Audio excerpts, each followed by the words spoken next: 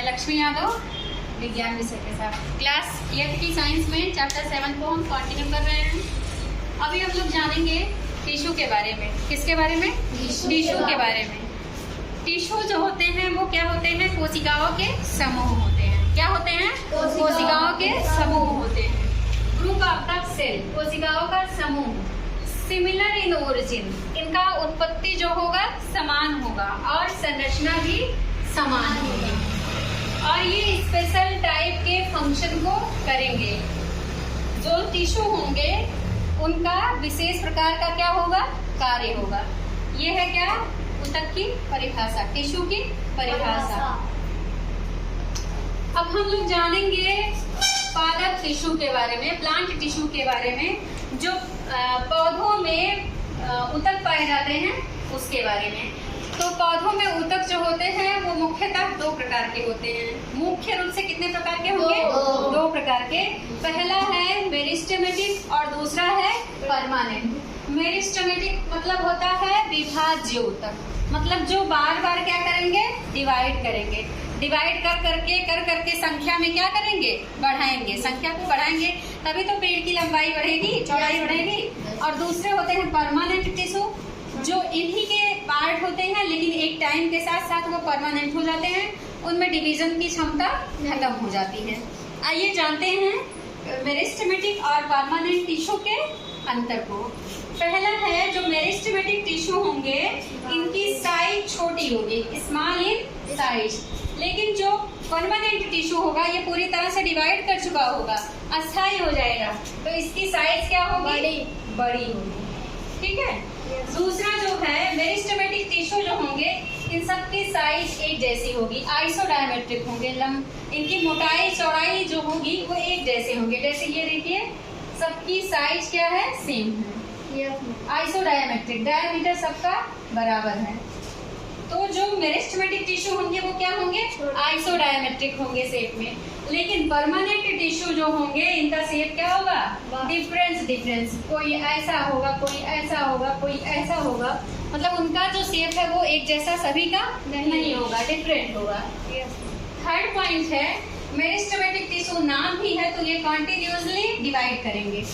Divide करते करते लगातार इनमें क्या होगा? डिवीजन होगा और संख्या इनकी बढ़ेगी। लेकिन परमानेंट टिश्यू नाम ही है अस्थायी, अब इनमें डिवीजन की क्षमता क्या होगी? खत्म हो जाएगी, ये डिवाइड नहीं करेंगे। जो परमानेंट टिश्यू होंगे इनमें डिवीजन की क्षमता खत्म हो रहेगी। मेरिस्टेमेटिक टिश्यू डिवाइड क्यों करते हैं? क्योंकि एंग होते हैं। ये क्या होते हैं? एंग होते हैं और इमैच्योर होते हैं। एंग होते हैं और इमैच्योर होते हैं, इसीलिए ये लगातार डिवाइड करते रहते हैं। और ये पाए कहाँ जाएंगे? जो पौधा होगा उसके टिप पर, पौधे के टिप पर, चाहे वो शूट टिप हो या रूट टिप, चाहे बिल्कुल ऊपर या रूट में बिल्कुल नीचे। लीफ के टिप पर भी ये पाए जाएंगे। जो बड होती हैं, कलियां जो होती हैं, उसके टिप पर पाए जाएंगे, रूट के टिप पर पाए जाएंगे। और शूट जो प्लांट जो है उसके 2 भाग होते हैं ना, एक रूट दूसरा शूट। रूट जो जमीन के अंदर रहता है वो हिस्सा क्या है? रूट है। और शूट जो जमीन के ऊपर होता है, तना और पत्ती वाला हिस्सा, वो किसमें आएगा? शूट में आएगा। तो रूट टिप पर भी पाए जाएंगे ये मेरिस्टेमेटिक टिश्यू, ठीक है, और शूट टिप पर भी पाए जाएंगे। बट ये जो है परमानेंट टिश्यू जो है ये क्या करेंगे? कंडक्शन करेंगे। किसका? जल का, वाटर का, मिनरल का, खनिज जो होंगे, ठीक है, ये लवण है, मिनरल, और न्यूट्रिशन मतलब जो खनिज है, इसका क्या करेंगे? ये कंडक्शन करेंगे। ठीक है।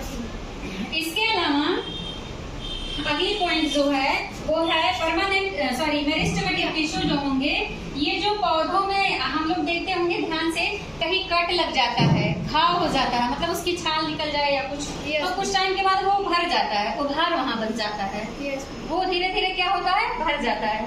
तो हील बाउंड, घाव को ये क्या करेंगे? भरेंगे। कहाँ? इंजर्ड प्लांट में, ऐसे पौधों में जिनमें इंजरी हो गई होगी उसके घाव को ये क्या करेंगे? भरेंगे। और ये लंबाई को बढ़ाएंगे और मोटाई को भी बढ़ाएंगे। ठीक है। परमानेंट टिश्यू जो है ये पौधे को सपोर्ट प्रदान करेंगे, सहारा देंगे। क्योंकि ये अब परमानेंट हो गए हैं, तो उसे क्या करेंगे, सहारा देंगे, सीधा खड़ा रखने में मदद करेंगे और क्या करेंगे, उसकी सुरक्षा करेंगे। इसके अलावा इनमें बहुत इंपॉर्टेंट कार्य होगा जो है फोटोसिंथेसिस का, प्रकाश संश्लेषण का। ये है इसी में आएगा, कंडक्शन वाटर मिनरल का हो रहा है ना, जाइलम फ्लोएम सब किसमें आएगा, परमानेंट टिश्यू में आएगा। अभी हम लोगों ने थोड़ा सा जाना मेरिस्टेमेटिक और परमानेंट टिश्यू में अंतर। आगे का पार्ट हम लोग नेक्स्ट वीडियो में करेंगे, ठीक है। Any doubt to anyone? No ma'am. Okay, thank